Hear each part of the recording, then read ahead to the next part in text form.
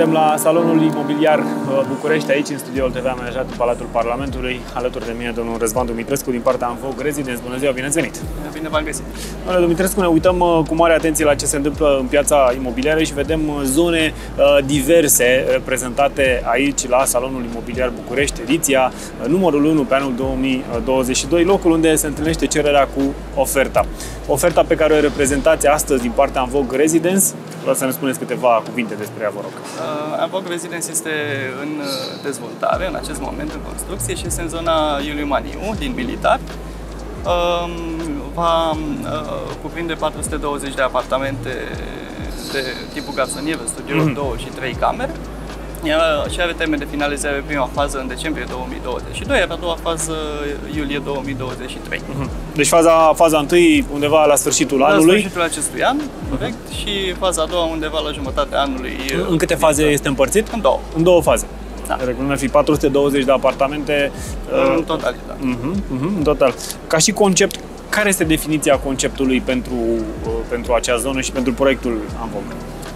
Conceptul este confortul casei. Avem spații utile mari pentru fiecare tip de apartament. Garsonierele pornesc de la 43 de metri pătrați utili, apartamentele de două camere de la 61,5 metri pătrați utili, iar cele de 3 camere ajung la 91 de metri pătrați suprafață utilă. Deci această suprafață oferă un confort foarte mare locuitorii. Pretabil foarte mult pentru clienții de tip prima casă? Se pretează și pentru clienții de tip prima casă și pentru clienții care vor să achiziționeze cu credit imobiliar sau cu surse proprii.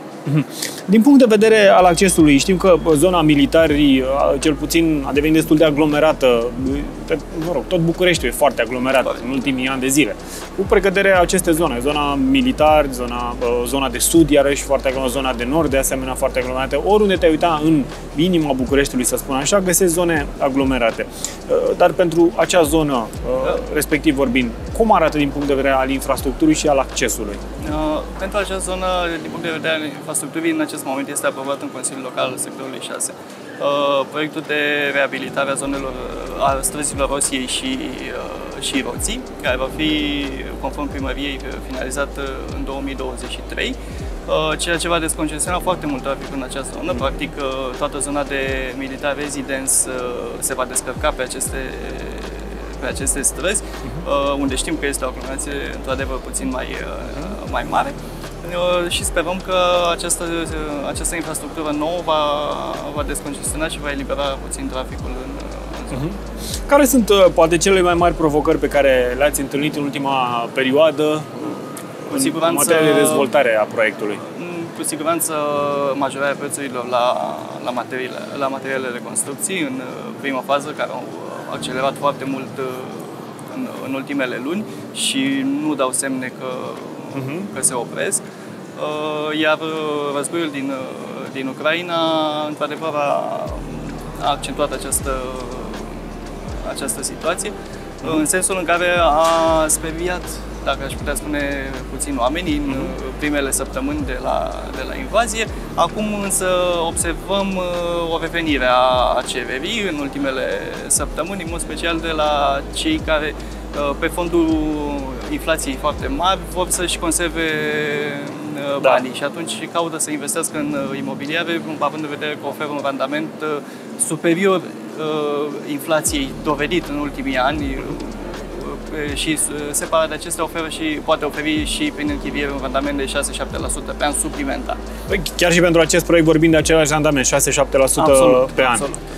E o zonă care are cerere foarte mare pe zona de chirie acolo, din ce știu, fiind în apropierea de Politehnica București, fiind centru comercial, Afi Cotroceni, San Plața de cealaltă parte. Adică în acea zonă este un conglomerat de elemente care fac din zonă să fie una efervescentă și dinamică, cu cerere foarte mare. Cu cât se închiriază pe zonă un apartament? O garsonieră între 300-350 de euro, un apartament, două camere, 400 de euro.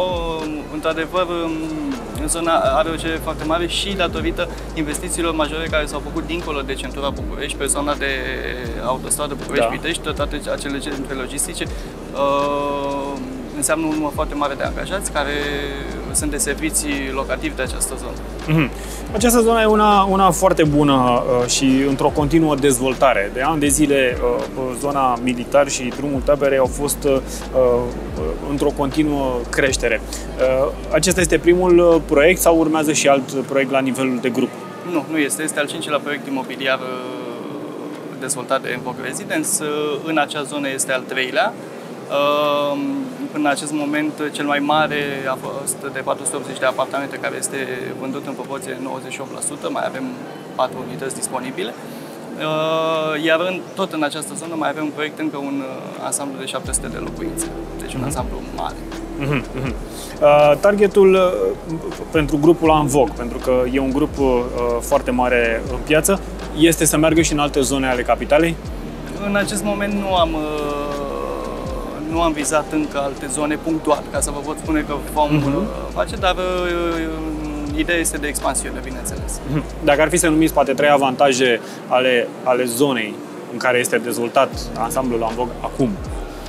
În primul rând, apropierea de această zonă nouă, industrială de după centură, care permite, care are nevoie de foarte multe joburi, foarte multe forțe de muncă și, în consecință,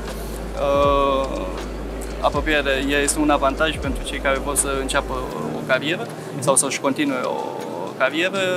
De asemenea, apropierea de centrele universitare Politehnică, Centrul Universitar Politehnica și, de asemenea, apropierea de centre comerciale, farmacie, absolut tot ce are o persoană nevoie pentru a avea un trai zilnic ușor, se află în proximitate și este foarte facil acces.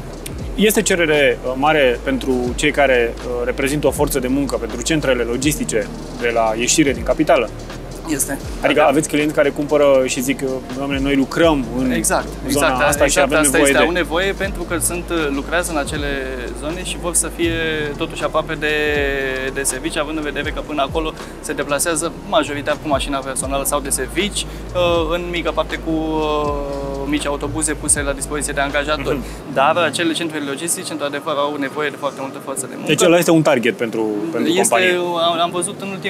Am văzut o creștere foarte mare în ultima perioadă.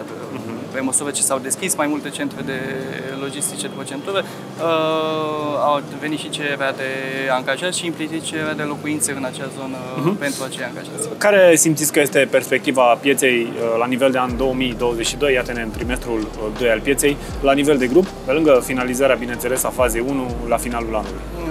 Finalizarea fazei 1 la finalul anului și continuarea celei de-a doua și începerea următorului proiect în 2023, cele 700 de apartamente.